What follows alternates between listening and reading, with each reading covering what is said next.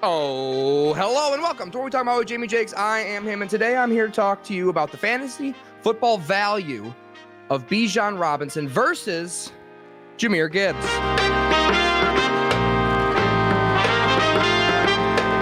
I recently said in a past video that Bijan Robinson should be ranked behind Jahmyr Gibbs in virtually all fantasy football formats, especially Dynasty formats, and the comment section took umbrage with it, and I said, comment section, that's fair. I'm going to do a whole video on this topic. So let's start with a stat comparison between the two. The big difference that you have to keep in mind here is that Bijan Robinson played all 17 games, and Jahmyr Gibbs missed 2 games this season. So if you want to say, I'm going to value Bijan because he was able to be durable for the whole season, and Gibbs is an undersized running back and prone to injury, and this will be a repeated cycle year after year.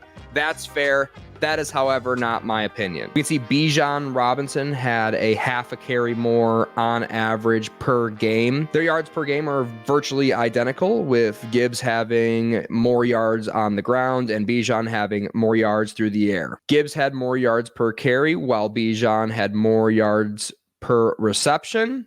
But the big difference here, of course, is Jahmyr Gibbs's 11 touchdowns versus Bijan Robinson's 8. An impressive 8. And yes, I will recognize that touchdown statistics are not sticky year after year. However, I would argue that it is going to be more sticky for the situation that Jahmyr Gibbs is in versus the situation that Bijan Robinson is in, which is the first point I want to make. We know the situation, same offensive coordinator, same offensive line for the Lions, same quarterback for the Lions. All they're going to do, if anything, is add to that powerful offense. The only thing that I would say would deter Jahmyr Gibbs from getting more touchdowns this season is if the Lions defense is slightly better, which I am expecting them to be slightly better this season. But I think that's a reason to bet on Jahmyr Gibbs even more this season, because I would expect him to get more carries and more opportunities to score fantasy football points if the Lions are running the clock out at the end of a lot of football games next season. And we don't know what Bijan Robinson's situation is going to be like. We don't know if the new coaching staff is going to be excellent. We don't know how many opportunities he'll get per game. And we don't know if he'll have a different coaching staff next year as quickly as things happen.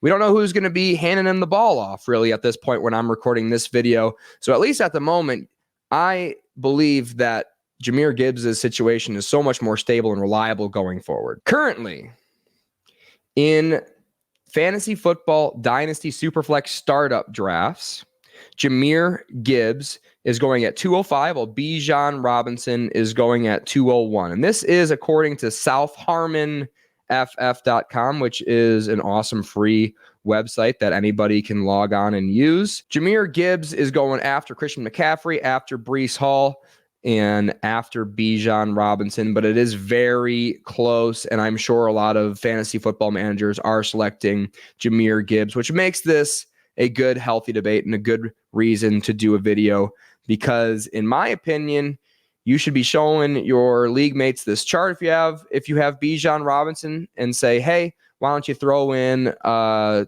second round draft pick from this year or next year, and we'll swap Bijan Robinson. I'll take Jahmyr Gibbs off your hands. For dynasty purposes, Jahmyr Gibbs is younger, and I would argue for redraft purposes, him being younger would indicate that he might take another step up this season, aging from the age of 21 to 22. Despite missing 2 games last season, Jahmyr Gibbs was still able to outscore Bijan Robinson in total fantasy football points. Jahmyr Gibbs sitting at 9th in half PPR, and Bijan is sitting at 12th in half PPR. But watch what happens when I select week 7, when Jahmyr Gibbs came back from his injury, to week 17, the last week of fantasy football. That previous stat, by the way, was week 1 to 17.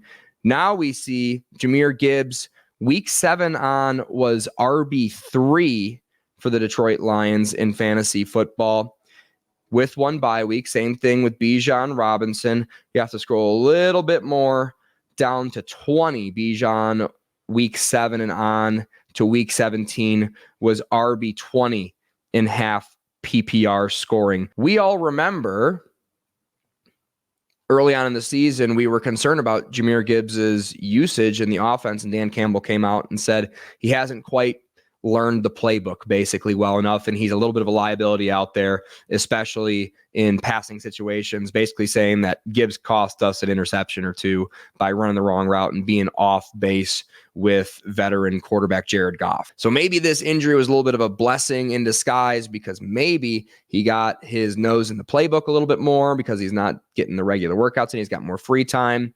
And he is grinding the film, learning how to be a professional running back. And I think we saw him hit the ground running, elevating his game from a below tier, not a starting running back in the NFL, all the way up to premier top 5, top 3 running back in fantasy football. On top of it all, they both had very similar draft capital. They were an early first-round pick. Granted, it was separated by a handful of guys, but they were running back 1 and running back 2 taken, and the only running backs taken early in the first round last season. So the question comes to me, why is Bijan currently being taken ahead of Jahmyr Gibbs? And my only explanation is their profiles coming out of college. Admittedly so, I think you have to admit that Bijan Robinson was a better running back coming out of college, but I think maybe Gibbs might be catching up to him, which makes sense because he's a year younger. A lot of things happen between the ages of 20 and 21, no matter if you're an average Joe or a professional athlete. It's a year you grow a lot, and maybe we're just seeing Jahmyr Gibbs grow as an athlete. So that's my thoughts on it. I've been wrong before, but thank you for listening to the end of the episode. If you liked it, please subscribe. If I swayed you to my side, if you agreed with me going in, or if you disagree with me, please leave a comment. Tell a friend about the show. Thank you, and good night.